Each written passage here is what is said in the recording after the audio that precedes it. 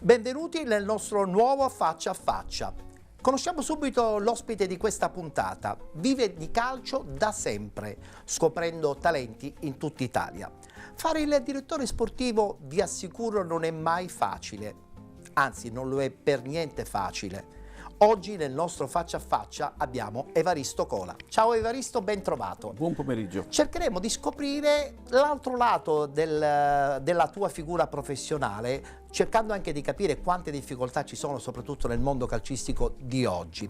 Subito la prima domanda. Scoprire i giovani non è mai facile. Quali sono le caratteristiche che ha un direttore sportivo per cercare soprattutto di carpire quelle che sono le qualità di alcuni giovani? Allora, il talento ti accorgi subito, perché quando fa una giocata in effetti attraverso la rapidità, attraverso la tecnica, attraverso la fantasia, all'uno contro uno, quando ti fa capire chi ha colpi, sì, lì ti accorgi immediatamente. E magari lì ci può essere che non è bravo nella fase non possesso, ci può essere che non è un po' duttile, però chi ha talento, per quanto riguarda il discorso di scoprire il talento, lì non è per niente difficile.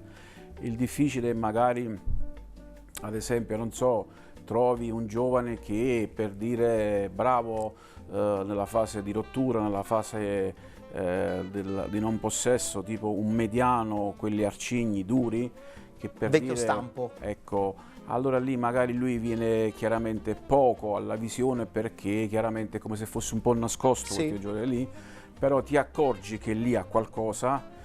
Magari quando va ad accorciare, quando va a pressare, capisci che lì la caratteristica, la dinamicità, che tipo di giocatore è, e lì automaticamente occorre un po' d'occhio per capire che quel tipo di giocatore lì ha quelle caratteristiche. Lì scatta l'esperienza anche nell'individuare queste caratteristiche. Esatto, No? e in quella giornata chiaramente ti fai un resoconto che comunque va rivisto in determinate circostanze, dove automaticamente le sue caratteristiche fisiche, tattiche vengono a galla in un momento diverso da questo. Una domanda un po' particolare, perché spesso e volentieri ci si scontra soprattutto con i genitori quando si intuisce di avere a che fare con un talento. È vero oppure non è vero? Eh sì, perché purtroppo il calcio, essendo che girano tanti soldi, oggi la maggior parte dei genitori pensano che col calcio ci si può arrivare sempre a grandi livelli, magari si mette un po' da parte lo studio, li prestano tanto. Per me è un grandissimo errore, perché per i giovani la prima cosa è importante l'amore della famiglia e soprattutto anche lo studio. Poi lo sport è importante perché socializzano, devono divertirsi, non devono pensare che oggi nei dilettanti, nei giovani parlano di procuratori a 13, 14, 15, 16 anni, è una cosa che veramente la trovo assurda. Devono lasciarli liberi e chiaramente poi man mano col tempo, se sono rose, alla fine fioriranno. Ma secondo te il talento va in questo momento di pari passo con le società che vogliono investire sui giovani? Il talento oggi rispetto al passato è venuto un po' a mancare, anche perché abbiamo il discorso che tante scuole calcio, purtroppo, mancanza anche chiaramente economiche dell'indotto, che chiaramente è calato rispetto al passato, eccetera eccetera, quindi le società non possono permettersi di investire su allenatori qualificati. E allora oggi il talento succede che spesso viene a mancare, perché se c'è il talento oggi l'allenatore, tra virgolette, che poi non è un allenatore ma io lo reputo un istruttore, Certo. Soprattutto se sia bravo nella fase atletica, perché nei primi passi è importante anche la coordinazione, la postura, quindi dovrebbe essere chiaramente un istruttore ISEF. Oggi succede che se un bambino ha colpi, ha qualità ed è un talento, spessissimo l'allenatore lo richiama perché vuole fare risultato e automaticamente lo ingabbia in questa tattica, in questa situazione qui, e moltissimo spesso succede che automaticamente il talento per questi motivi viene un po' messo da parte. Giustamente hai sottolineato che la preparazione atletica anche per un giovane talento è fondamentale, perché da lì poi cresce la struttura fisica, venendo a mancare possibilmente un allenatore che specificatamente lavora anche sul fisico del talento. certe volte il talento può anche perdersi. Io parlerei sotto l'aspetto appunto dell'estetica, di poterle far capire la coordinazione, la postura, la ricezione, lo scarico palla, dare palla. Ho capito. Sotto quell'aspetto lì è fondamentale, perché se alla base non gli dai appunto questi tipi di caratteristiche, fai fatica poi man mano a fargli capire tante cose. Cosa succede? Che oggi tante scuole calcio non sono all'altezza, questi tipi di caratteristiche fondamentali non glieli insegni, poi arrivati a 12-13 anni chiaramente fai fatica. Però è anche altrettanto importante che quando parliamo di bambini, di scuole calcio e di giovani, è importante chiaramente, secondo me, fare allenamento con la palla, perché tanta palla gli che fai, sta scomparendo un po'. Appunto, più palla gli fai ai bambini, più si divertono, più fanno anche atletica, e automaticamente è importante chiaramente fare allenamenti con la palla, perché è tutto lì che si migliora e si diventa calciatori. Soprattutto ad una giovane età. Assolutamente, perché vediamo ad esempio, basta vedere quello che fa l'Ajax, quello che fa il Barcellona, la famosa cantera del Barcellona, sì. Basta andare a vedere i bambini di 6 anni, loro la parte atletica non la fanno, però fanno postura, coordinazione, estetica, palla, e arrivi a 10, 12, 13 anni e ti trovi il Yamal di turno, perché sì. Qua automaticamente parliamo di un 2007 che gioca già a grandissimi livelli. Perché? Perché lì c'è una cultura diversa. Assolutamente. Perché lì chiaramente c'è la cultura del palleggio, della qualità, della tecnica, di far giocare con palla i bambini, di non distruggerli psicologicamente, tatticamente, e c'è anche un coraggio di farli giocare, cosa che in Italia è molto difficile, perché la maggior parte sento dire non è pronto, lo mandiamo in prestito, lo mandiamo a fare le ossa. È vero. Quindi è un po' frasi fatte che ormai si conoscono abbondantemente. Purtroppo sì. La settimana tipo di un uomo che vive di calcio, che guarda partite non stop ogni giorno, è fatta di sacrifici oppure soprattutto di passione? Credo che entrambe le cose, perché oggi gli algoritmi hanno distrutto secondo me quello che è il talent scout e quello che è il direttore sportivo. Certamente l'algoritmo oggi ti può dare un aiuto, una piccola infarinatura, ma quello che è importante è il sacrificio, la passione. Quindi vanno di pari passo. Assolutamente, e poi è importantissimo i propri occhi, perché ognuno la vede in un modo diverso.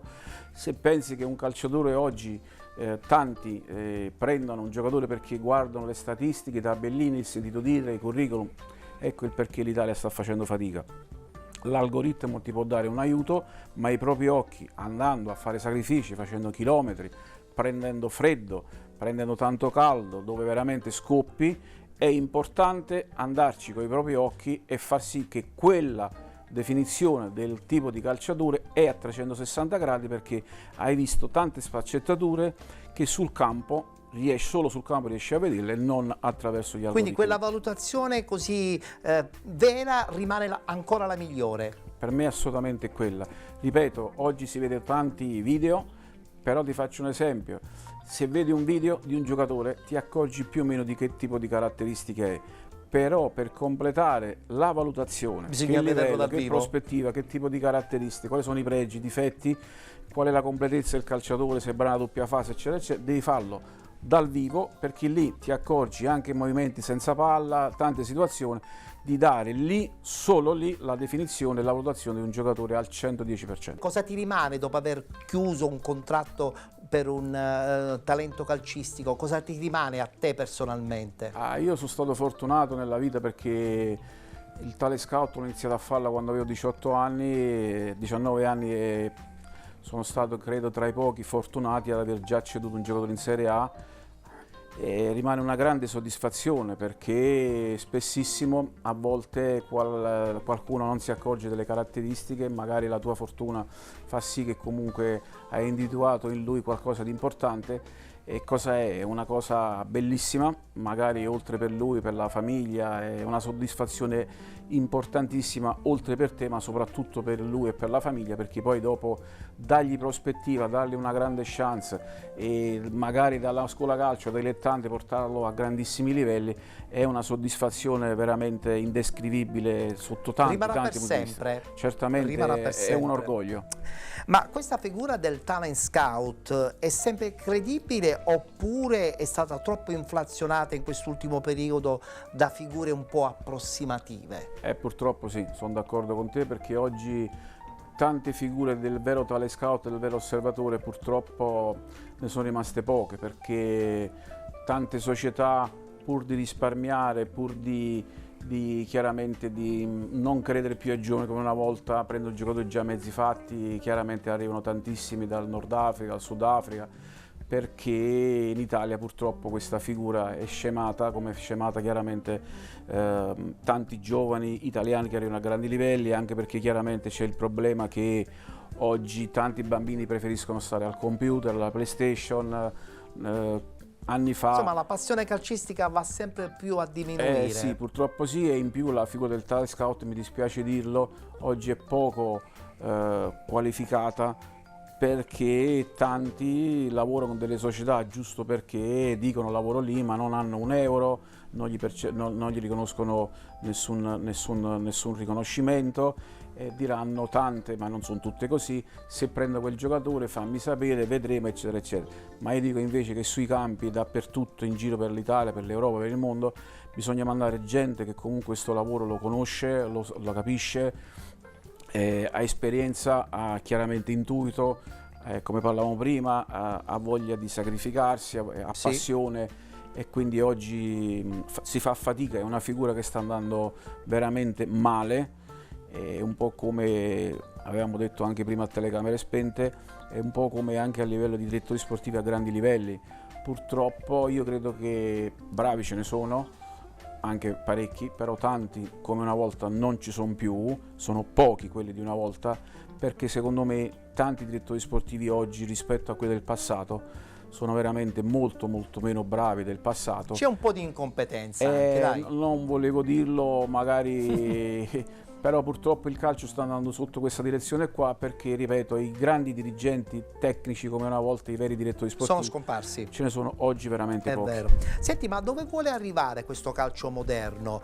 Troppi petroldollari, oppure rimane sempre la sana competizione di un tempo, no? Dei campetti polverosi, dove probabilmente c'è la vera essenza del calcio? Il talento, credo che oggi quel po' che c'è ancora al meridione, e c'è chiaramente a livello dei paesi sudamericani, perché credo che la tecnica, l'astuzia, la scaltrezza è quella che comunque ancora oggi ci giocano per strada, dove non c'è tatticismo, non c'è un allenatore che vuole vincere, dove chi ha talento lo mette in mostra, si diverte, perché poi il calcio è Ma infatti i divertimento. talenti nascono soprattutto in questi ambienti. Assolutamente, sono straconvinto che Yamal, prima di arrivare al Barcellona, essendo un ragazzo marocchino lui, sono sicurissimo che quel suo talento è partito lì, perché si percepisce che ha colpi impressionanti, che a 16 anni non gioca a quei grandi livelli. Se fai chiaramente una trafila in una scuola calcio dove pensa al risultato, alla tattica, eccetera eccetera, sono convintissimo che lui è partito. Quindi i campi polverosi continuano ad essere sempre la vera e propria fucina del talento. Certo, perché, ripeto, quello che è fondamentale è che quando un talento lo fa su strada, su sabbia, su divertimento con gli amici per strada, eccetera eccetera, tutto quello che hai naturale non può altro che migliorare sempre. Invece, ma non sempre, perché poi ci sono anche scuole calcio, società attrezzate con bravi istruttori, bravi allenatori, grandi settori giovanili, per carità, però credo che siamo oggi sempre più sul discorso che purtroppo il talento sta scomparendo. Come ad esempio la vecchia mezza punta di una volta. Il famoso trequartista anche, no? Esatto, il famoso Baggio, Del Piero, Zola, eccetera. Oggi farebbero fatica, perché o fai il 4-2-3-1 e fai l'attaccante a piedi invertiti nei tre sono sotto la prima troppo punta, incappiati, diciamolo oppure pure. un 4-3, gioca a piedi invertiti, eccetera eccetera. Oggi faresti fatica a giocare tra le linee, che secondo me resta un giocatore eccezionale, perché chi ha baricentro basso, brevi linee, a colpi, giocando tra le linee, diventi imprevedibile, li metti in difficoltà gli avversari e vedi il bel calcio di grandi colpi. Oggi chi invece gioca a piedi invertiti, 8 volte su 10, va chiaramente in verticale, poi a un certo punto, arrivato lì, pari passo con l'avversario, sterza, viene a giocare centrale, giochi palla dietro. Se invece poi dopo si ricomincia, diventi prevedibile. Infatti quando fai sempre la stessa giocata, se poi automaticamente ti raddoppiano, fai fatica, sei costretto a giocare palla dietro. Assolutamente. Evaristo, grazie, perché come al solito quando parlo di calcio con te è una grande possibilità quella di raccontare il talento, la crescita di un talento e anche diventare dirigente sportivo che non pensa soltanto ad un guadagno personale ma alla fortuna anche di un talento che gli può capitare tra le mani. E certo, nulla di più bello è fare del bene. E in questo caso parliamo a livello calcistico, vedere un bambino, un giovane che gioca o in una scuola calcio o una scuola dilettanti, lo porta a quei livelli in A, in B, eccetera, come fortunatamente mi è capitato spessissimo. È una bella soddisfazione. È una grande soddisfazione soprattutto per il bambino, per il giovane, per la famiglia e poi chiaramente anche per te. Grazie Evaristo. È stato un grande piacere, grazie a te. Noi chiudiamo qui la nostra puntata odierna del Face to Face, appuntamento al prossimo.